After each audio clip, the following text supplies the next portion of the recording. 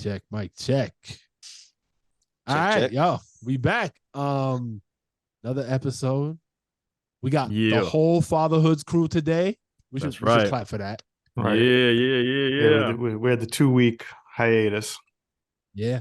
I mean, look, guys, y'all know how it is. The holidays be fucking shit up. So like we do our best to try to jump on even through some of those things, but the last few weeks haven't been it for us. So we hope you enjoyed the throwback episodes. We try to make them as relevant as possible. So would love your guys' feedback if you have any. But today we have a guest. And from what I gather, we'll get into the details, but he's been a long time listener, actually. So we don't do this very often, but we do like to have folks that actually fuck with the pod jump on occasionally. So welcome in Aldo, man. Yeah. What What's up? What up, man? Thank y'all for having me, man. Tell us a little bit about you, man. I'm a father, first and foremost. That's the most important part. Right. I'm glad that's where you. I'm glad that's where you started, because you would have got the boot. Yeah, this ain't sisterhood. Yeah, right. How many kids? 3. I got 3. 18. He'll be 19 next month. That's my oldest. It's a boy, and my daughter, she's 15, and my youngest son, he's 8. He just turned 8 2 weeks ago. So you in the teenage trenches for sure. Oh my gosh! The crazy thing is, I think the youngest one is probably worse than the 2 teenagers. Really? Yeah. Yeah. I see Manny agreeing. Oh, that checks out. Yeah, like all them stories that you be saying, the situations with your children, man. I'm like, yep. I understand. I know exactly what he's going through. So what? And you're from Chicago, right? Yeah. Yeah. So how did you find out about Fatherhood, the podcast? Honestly, I heard about your guys' podcast was through a guest of yours, Cypher Sounds. I'm a fan of Cypher. Shout out Cypher, man. Yep. Yeah, shout out to Cypher. I'm a fan of his. And Rosenberg's for their podcast, the One Epson podcast. Yeah. And so when he was on your podcast and he like promoted it, I was like, oh, okay, let me check it out. I just want to support. Yeah. And I heard that episode, and I like y'all conversation where y'all was coming from. And I went back all the episodes prior to his, him being a guest, and I've been rocking with y'all ever since, man. Oh, dope! Nice. Good looking out. Yeah. So we got a one epper on our hands. Yeah. It's funny because we've been meaning to have Scythe back on, but he's too fucking Hollywood these days. Yeah, Yeah. What's his saying? He's big in New York. What's his? He's very famous. He's very famous in New York. Yeah. Nah, shout out Scythe, man. We gotta get him back. We gotta get it back. And by the way, Scythe, promote our shit again, bro. Fuck. We need more Aldos in our life. You heard? Yeah. No, but so you said you got 3 kids, Aldo. Boy, girl, boy, you said, right? Mm-hmm. Okay. And you mentioned something. There was an episode recently that kind of hit home for you. That we did. I think E was sharing some stuff that really connected with experience you had. Do you want to share a little bit about kind of what that was and like how that connected for you? Oh yeah, man. There was I think E was mentioning kind of like sibling rivalry, with his 2 and stuff like that. And honestly, the whole episode just hit home in multiple ways. That's why I really connected with it. But anyways, the sibling rivalry. Growing up, it was just me and my sister, and we would always just kind of like bicker and fight and then some. Yeah. And were you older or younger? Or I'm the oldest. I'm the oldest. Yeah. Right. And we would, once again, fight, argue, typical sibling rivalry and stuff like that. And then the discipline from the parents, one might favor the other, whatever the situation is. So I always told myself that when I got older, or when I had kids, I know that sibling rivalry might happen or they might have disagreements and stuff, and that's fine. But when it comes down to like the fighting, like actual fighting, like there's like some true anger or something there, I was like, nah, I'm gonna cut that. I'm gonna cut it right there, because I don't want them to grow up and have some kind of like hatred. I didn't want to go there because it might be too strong. But yeah, I didn't want them to go that route. You don't want them to have animosity for each other as they got older. Exactly. I want them to, be able to obviously grow up with each other and be comfortable around each other, hang out with each other, all of that stuff. And once again, I know that there's, they're going to bicker, one's older, one's younger, boys, girl, all that other stuff. I fully understand all of that stuff. But like I said, I don't want them to have this animosity towards each other to where they're like, like, get away from me. I don't even want to be around you. I don't want to, be in contact with you, anything like that. One example I can give is my daughter, her and my youngest, they're always messing around. And I always tell her, that's your younger brother. That's like a 7-year age gap. That's his job. Unfortunately, that's his job. Yeah. He's gonna mess with you, Yeah. And I go, it bothers you. I understand it bothers you. I said, but it's never to the point where you can't stand him. And you want to know how I know? And she's like, how? I said, because every single day when you come home from school, you say, hey, butt face, where's my hug?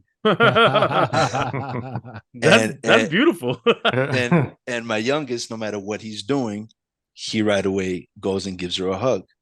And in that moment when that situation, I was kind of getting on her, she didn't believe it.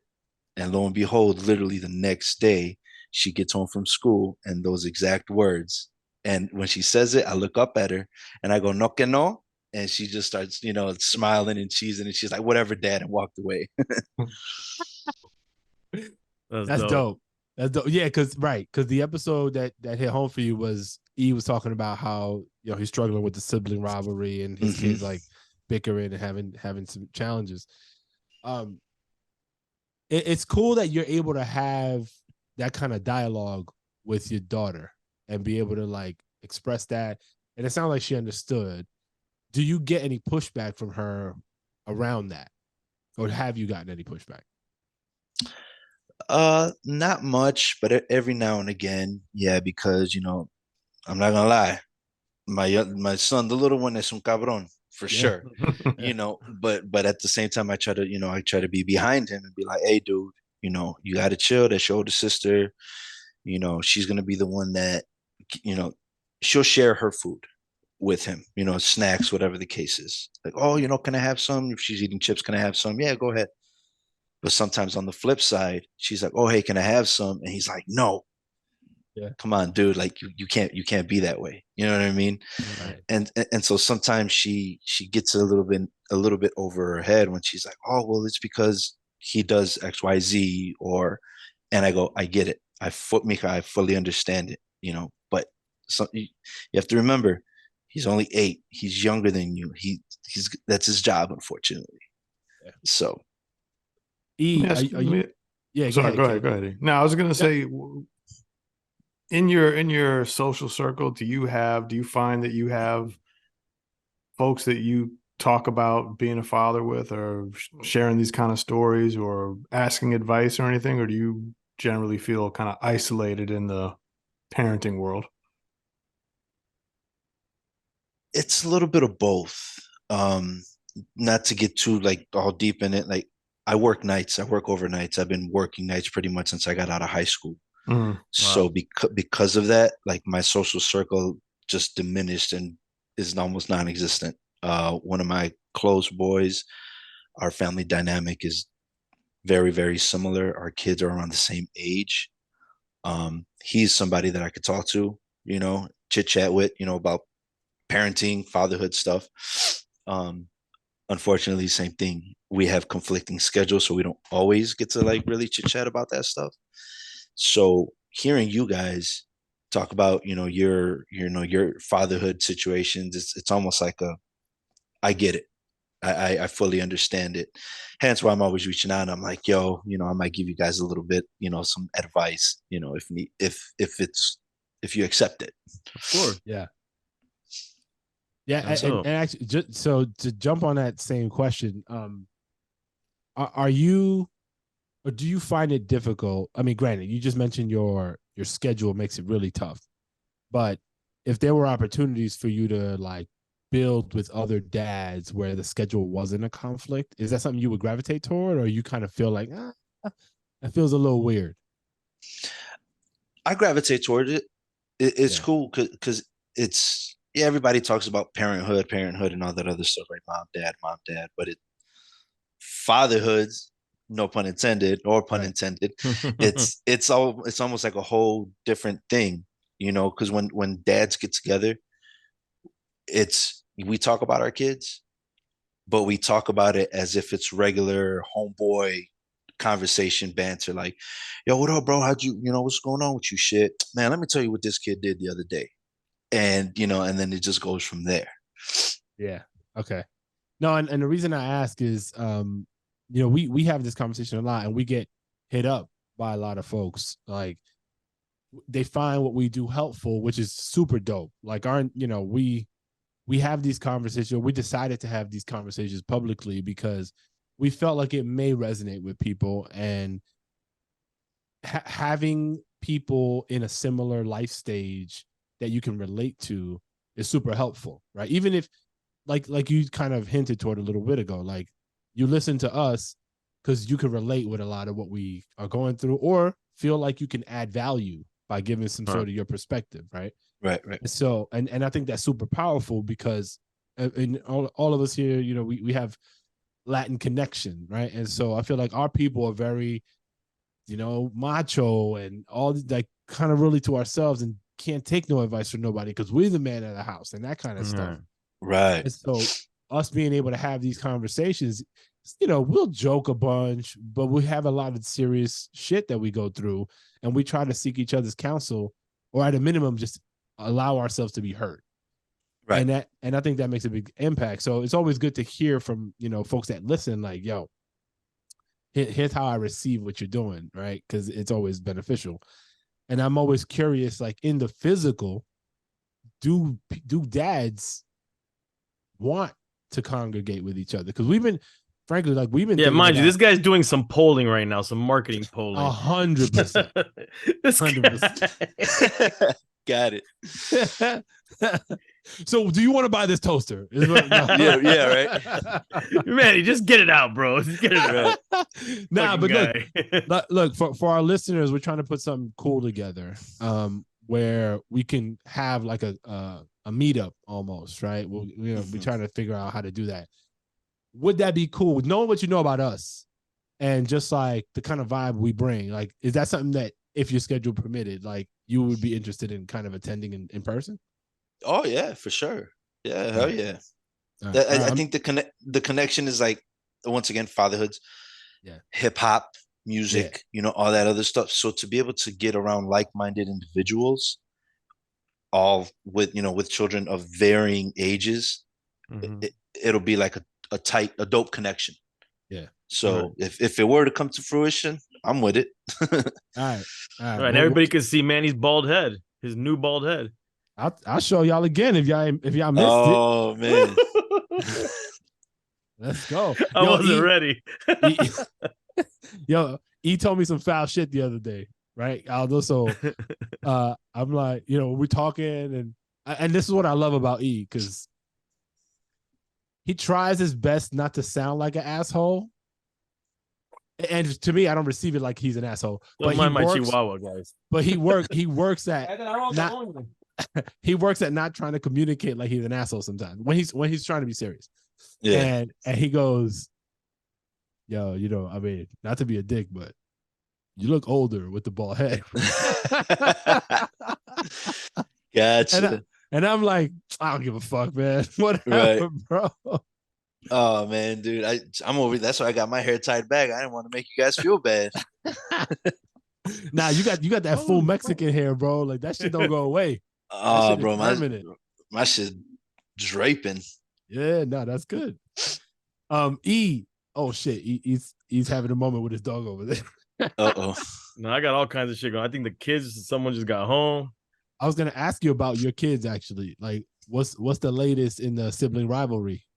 Dude, my daughter said some wild shit the other day, man. She I don't remember exactly the words, but it was like, and I don't even know if I should be putting it out there, to be honest. All right, wait, hold on. Let's not put you in the fucking doghouse. No. I mean, I think it's real shit. I don't think anything's gonna happen, but we got to keep a close eye. She just said something like one day, like I can't wait till he doesn't exist anymore. Something crazy like that about her brother. And me and my wife were like, what the fuck? And I'm like, yo, we keep an eye, because, you know, I don't want to be one of those crazy stories that you see on your feed of some kid that acts, you know, because she doesn't, you know, she might not know what she does, you know, like in the moment, like I've told you guys before, stories where she's throwing something at his head, luckily it misses, or she instantly reacts and like wants to like hit him with something, but like over the head. Yeah. She might not know. So I'm like, keep the knives away. You know what I'm saying? Like, you never know. She might think that this toy over here is the same thing, but it's a real one over here, you know? And so we're always like, hold on, actually, that's one of the kids right now. Y'all talk for a second. I'll come back. All right. I mean, it's funny. He says that. I mean, I guess it's not funny, but when I was a kid, my brother and I got into some heated argument. I can't remember what it was. And he drew a butter knife. And I was like, wait, what? Is this what we at? Right. And I felt the way for a long time about that shit, because I was like, yo, how you gonna come at me with a fucking butter knife? And so I like, that's real shit. You got to be careful, because and a lot of kids, like, better or worse, like they say shit that comes to their mind because that's whatever, that's their emotion, and that's how they convey it. They don't necessarily really feel that way, but the way, because they express it with so much like vitriol, like, you got to really be careful and take that shit serious. So yeah, how's my daughter who just walked in? Yeah. Well, I'll give you an example of like the dynamic too. So today, which is a fatherhood story in itself, my daughter has had a loose tooth. She's 5 years old, and she's been excited because in the past, I think she's lost already 2 before. You know, the tooth fairy comes and gives her something, so she's hyped about tooth fairy. You know, dropping off some bread for her. So she's like excited, trying to get the tooth to go. And yesterday I was like, you know, why don't you take it out? Or do you want me to take it out? I showed her one of those videos of like someone with like a power tool tied to a string. Have you seen that? Yeah. And she's like, oh, hell no. And she didn't say hell no, but she was like, nah, I don't want that. So I was like, all right, well, so this morning I'm like, are you ready? You want to let me do it? And she's like, yeah.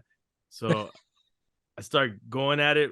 One time I take a crack at it. It doesn't come out. She's like, no, I don't want to do it. I don't want to do it. I don't do it. I said, let me try one more time. And she's like, okay. And bomb, I got it out.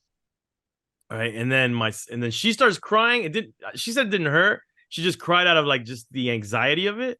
Yeah. But she was like, no, it didn't hurt. And she was actually hyped that it came out, but she started crying. And then my son, he comes over. No one tells him to do anything. He's like, he grabs her arm, goes, I love you, sissy. And then he goes to grab her hand and gives it a kiss. And I'm like, but then just a couple of minutes ago, earlier that morning, again, my son comes downstairs. He wakes up. She's downstairs. He goes, good morning, sissy. He looks at her, and then she's just looking at him stone cold. He's like, good morning, sissy. All excited. There you go. So you're too. And she's just looking at him stone cold, like, and I'm like, yo, say something to him, for God's sakes. But yeah, she's my little hardcore, my little hardcore princess. But have K? Yeah, K. I mean, you got an only son, an only child, so it's not, you don't have any of those concerns. But does your son, like, because your son is very caring, K, right? Well, what pushes him over the edge where he becomes like, you know, not a bad kid, but like, you know what I mean? Like the other side, the Hyde comes out, or the Jekyll, whatever the bad one is. He gets more probably sad than angry. Although no, he's gotten mad at me a couple of times for some things.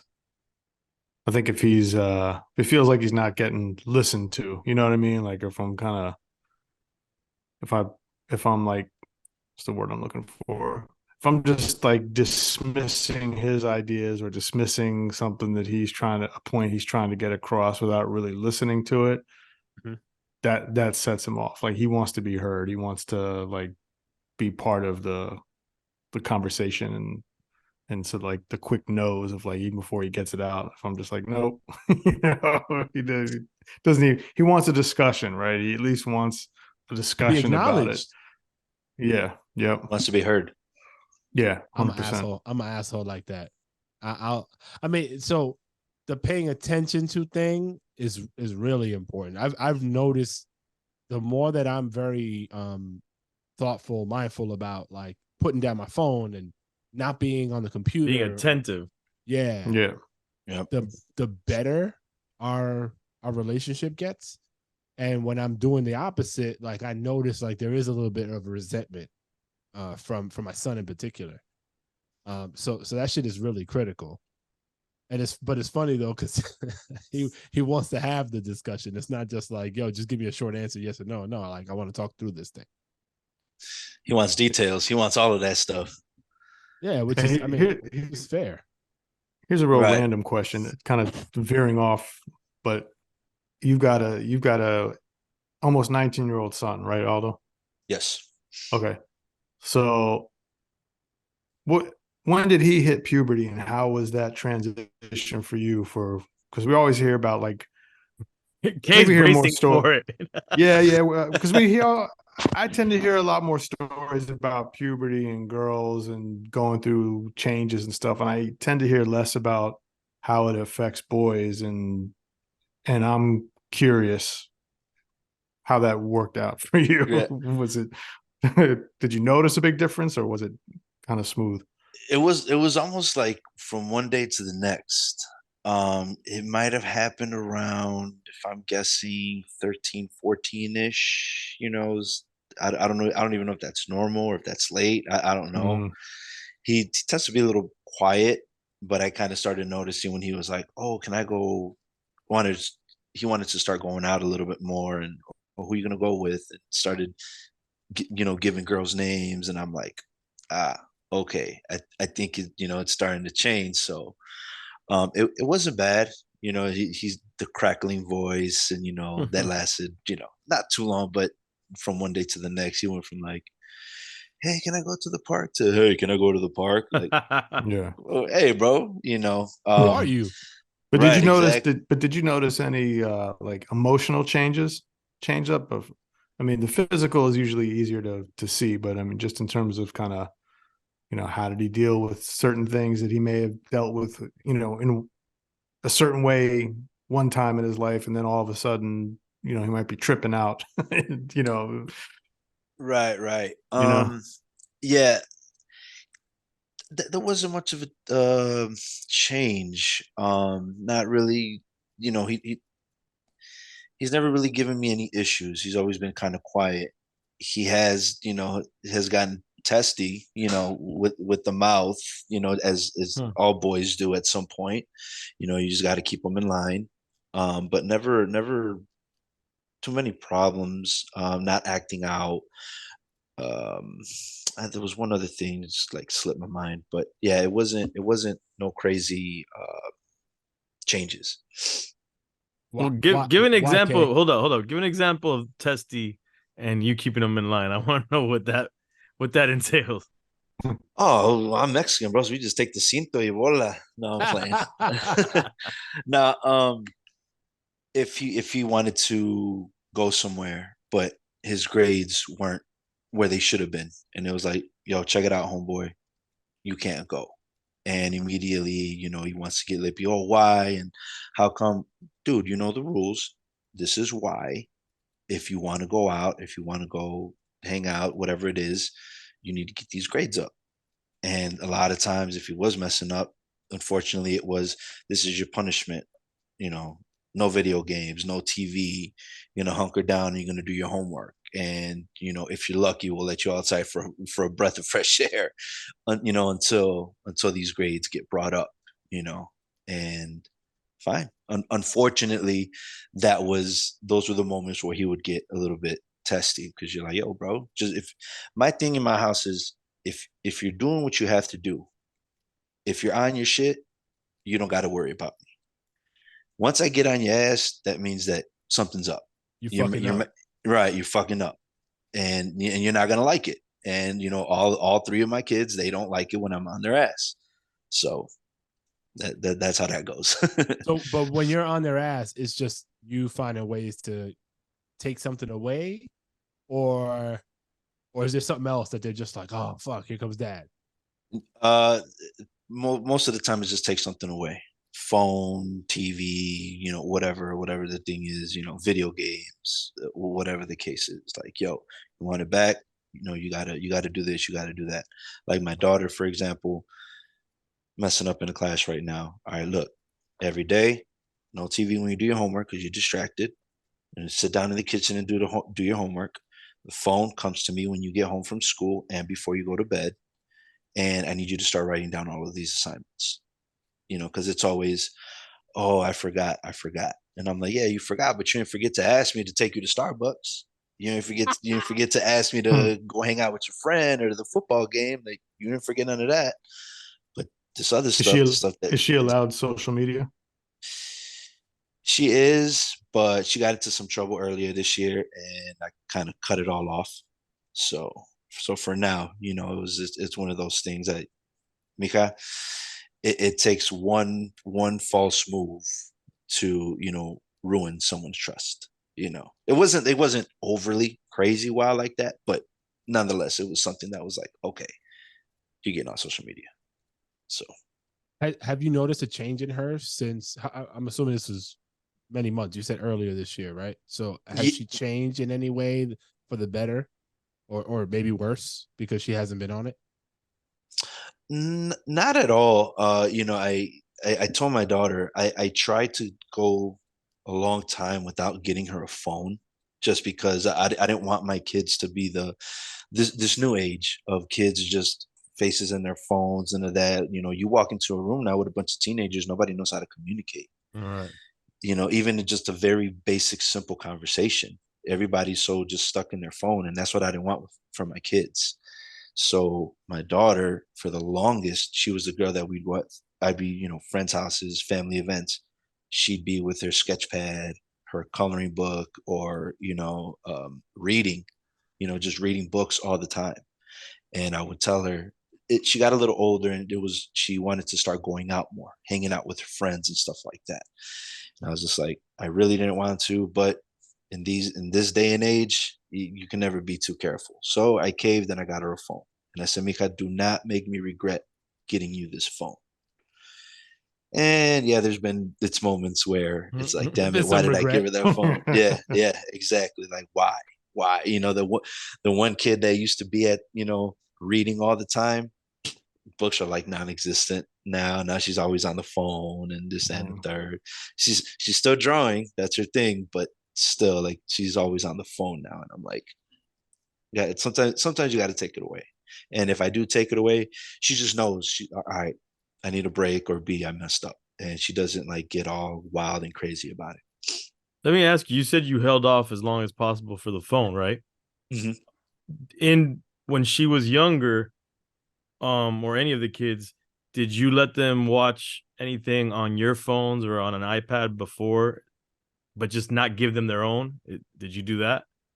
My kids always know that my phone was not a toy. They always grabbed mom's phone. So they always had her phone, YouTube and games. And every now and again, if we were in a situation like, oh, we're at the barbershop, I go, okay, here, play a game just to stay busy.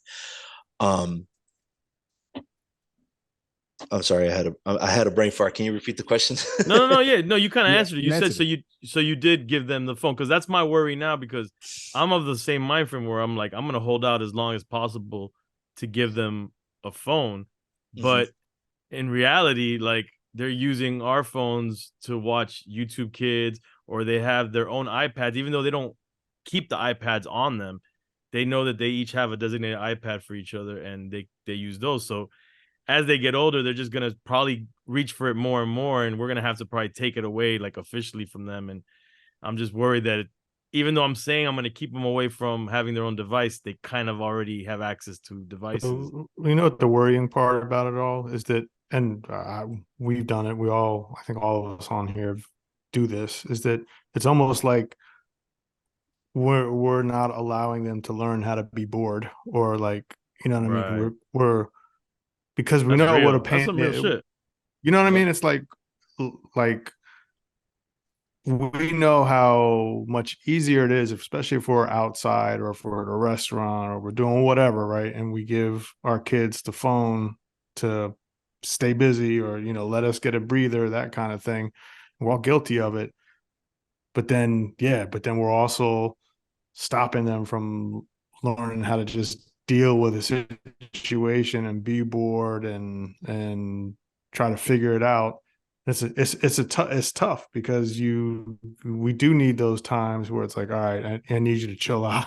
Right. I gotta handle this.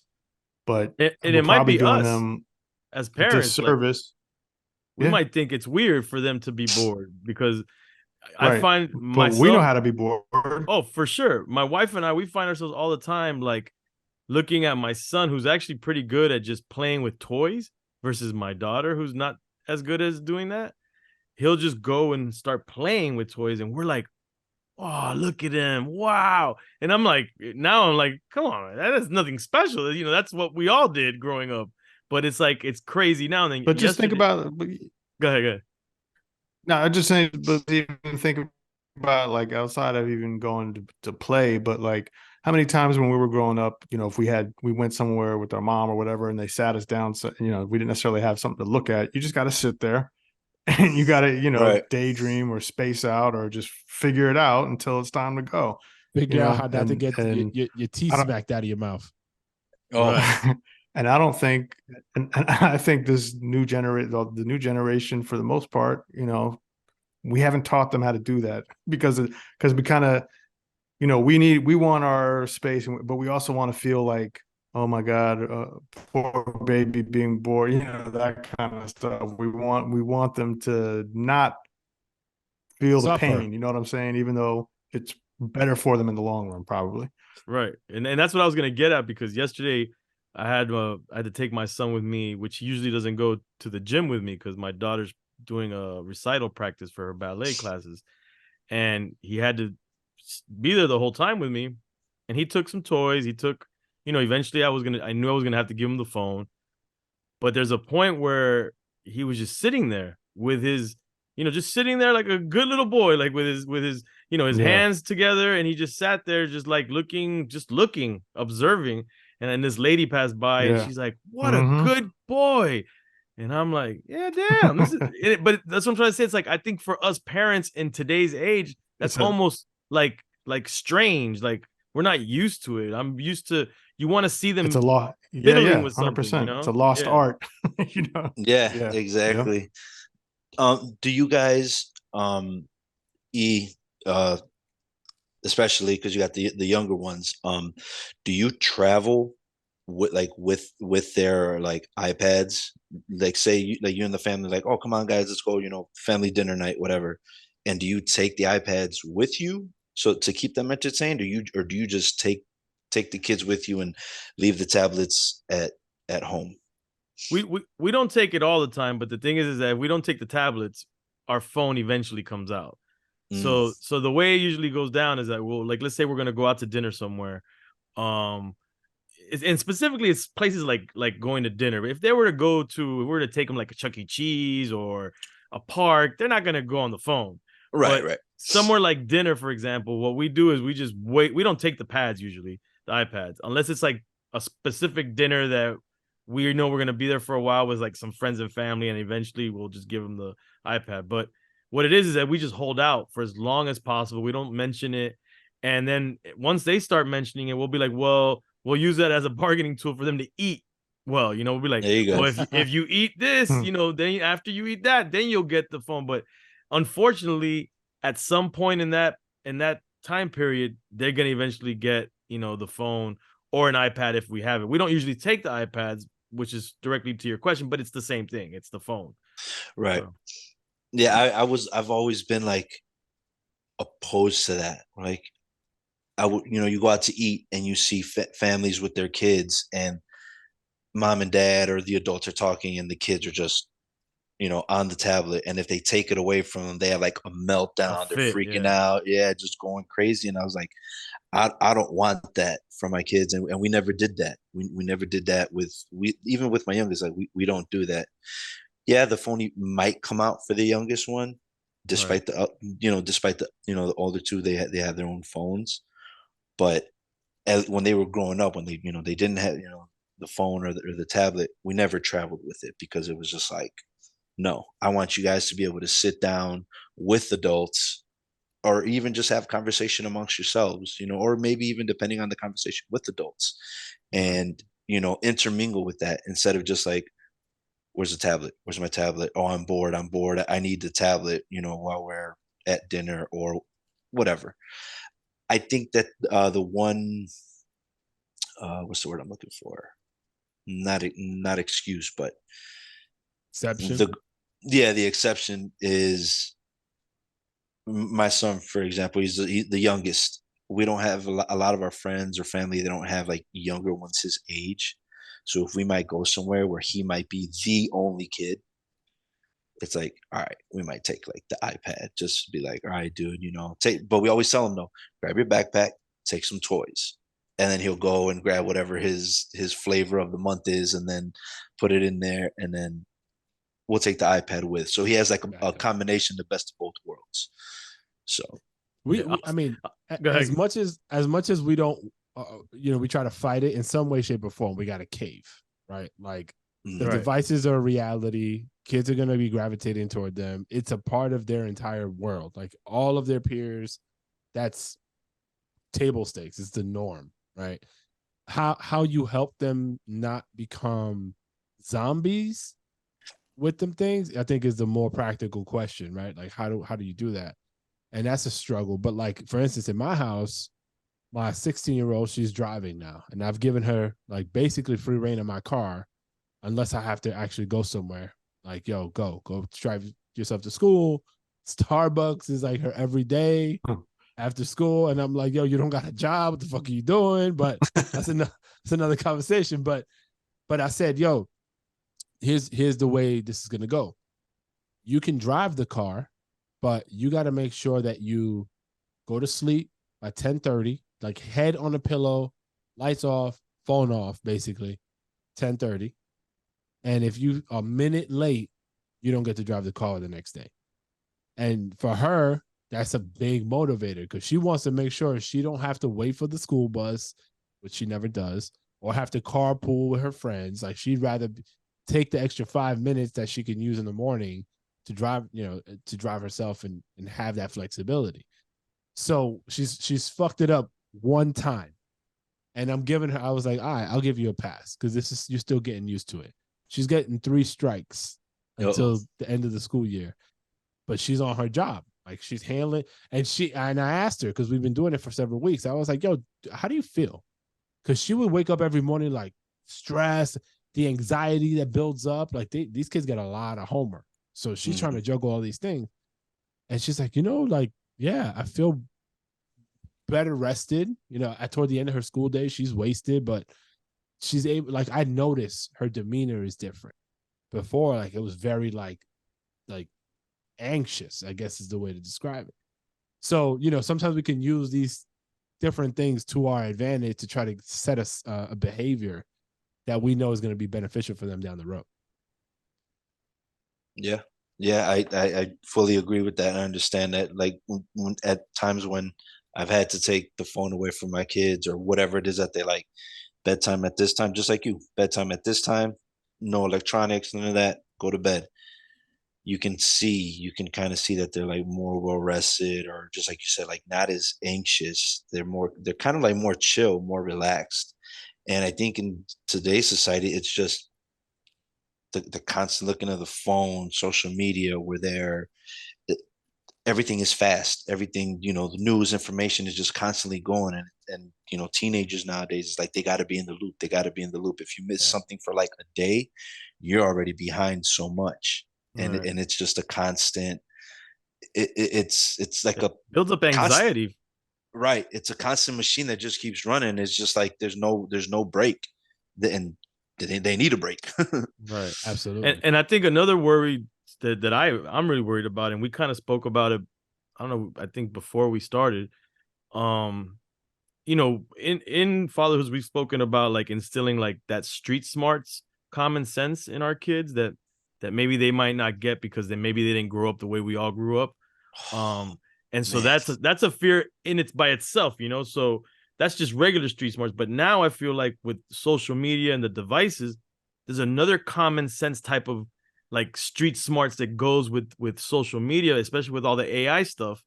You know, like we're seeing AI where it's duplicating people's lips and you know, the face swapping and all this stuff. And it's like, will the kids have a common understanding to be able to differentiate what's real and what's not?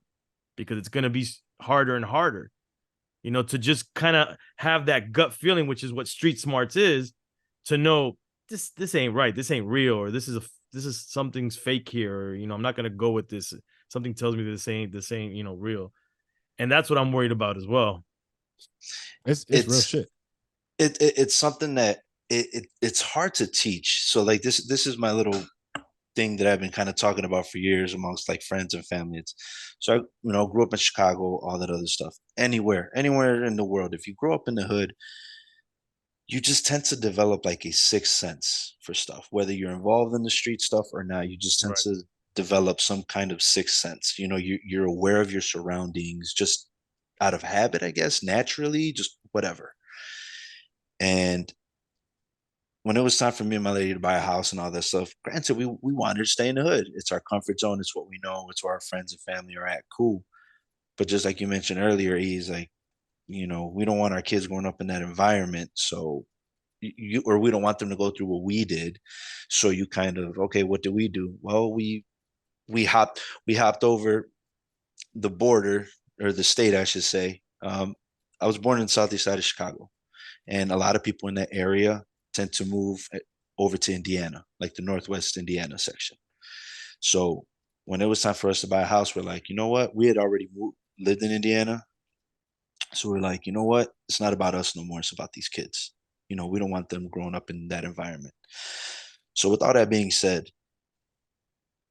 my kids are just oblivious to anything going on at the time. You know, you know, me and mom growing up in the hood, we're aware of our surroundings at all times. We know what's going on. Hey, something's going on over there. Let's go, you know, this way. Our kids are just oblivious. And this is just, you know, prior to social media, you know, the cell phones and all that.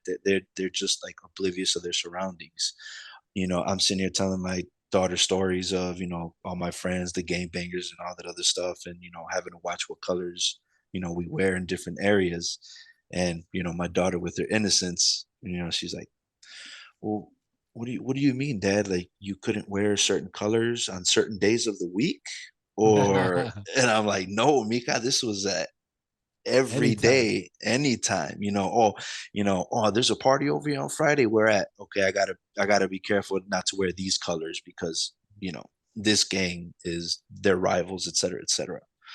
And so anyway, with all that being said, it's our kids nowadays, they just don't have that sixth sense, you know, aware of their surroundings, just like you said with the AI stuff. They're just so used to what's in front of them, I guess. And unfortunately, it's all media, you know, digital. It's just everything that's on the phones, tablets, things like that. Yeah. If that makes sense. Sorry.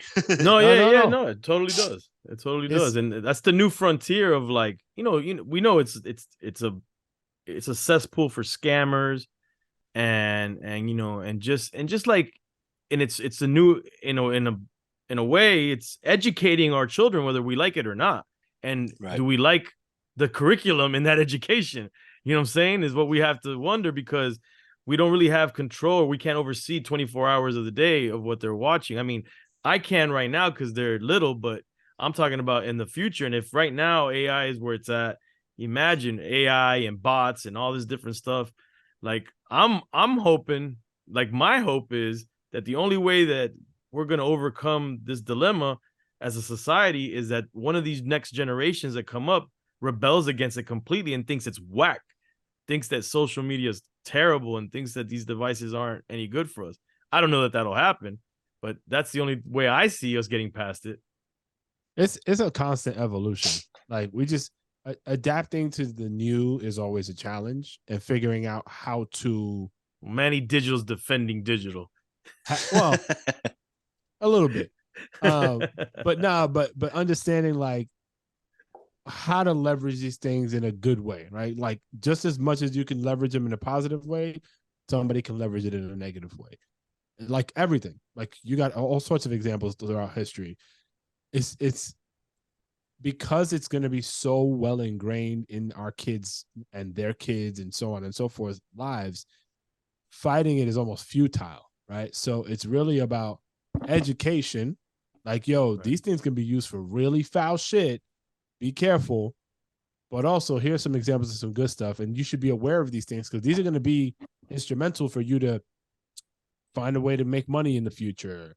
And all these, society is going to be integrated with a lot of these things if it keeps going the way it's going. So, like, not necessarily, show them like how fucked up it could be, but also like, yo, you got to figure out the balance. And that's all. I think that's all that we can do as parents, not plugged into like creating this tech, but more so just like, yo, like, here's how we observing this shit. Let's try to navigate this as best we can. Right. Exactly. The thing that I tell my kids all the time is the best teacher is experience. Right. They don't listen though.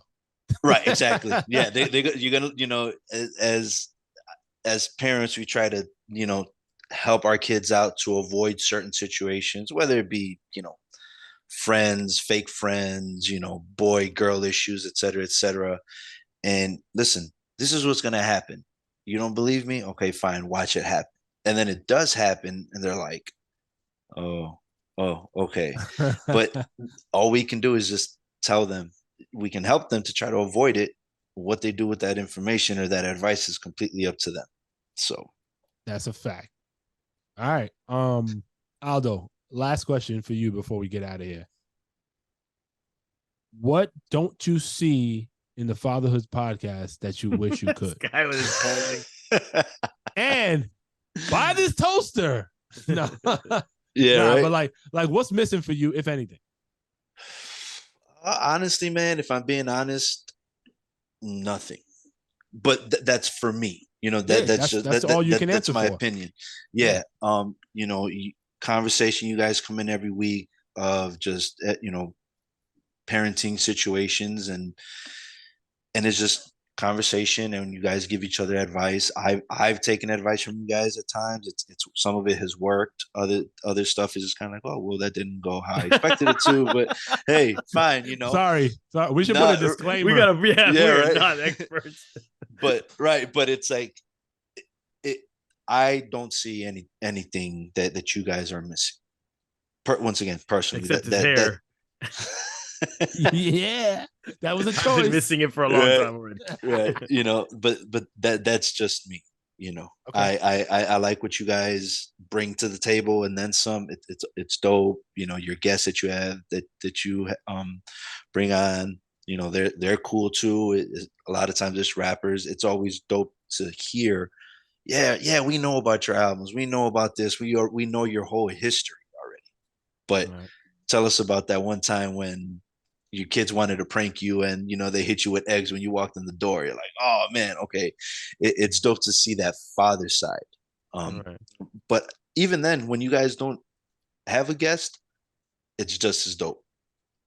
Appreciate that. Oh yeah, we appreciate it. And you've been listening, watching for quite a bit, and when you slide into the DM and like have a thought or whatever, like trust, like obviously one, we see it and we appreciate it, but two, like it does wherever we can incorporate it, we try to.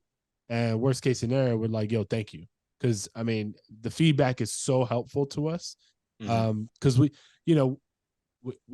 trying to improve this thing as we go, and listener feedback is a critical piece of how we try to shape what we're doing. So whenever you continue to have ideas, thoughts, or even just want to like get some advice through, like we always are willing to receive it. So thank you. Anytime, man. Thank you guys for everything, all the episodes, the feedback, the advice, everything. Like I said, I've learned some stuff from you guys. I've taken different approaches, things that have made me think like, oh man, you know what? I didn't think about it that way. Or maybe I should approach this situation this way.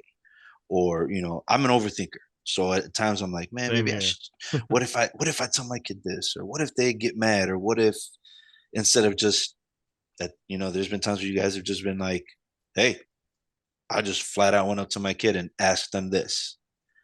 And, you know, you got your response. And I'm like, you know what? Fuck it. Let me just give it a go.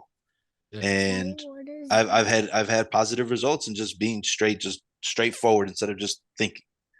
Dope. So dope. Aldo, man, it was a pleasure. Thank you for joining us. Yeah, man. Thank you, man. Appreciate it. Man, thank you guys for the invite, man. Anytime. yeah, for sure. We'll do it again. Yeah, for sure, man. All right, that's a wrap, y'all. Take Peace, care. man. Take it easy, Aldo. Peace, y'all, man. Thank you once again.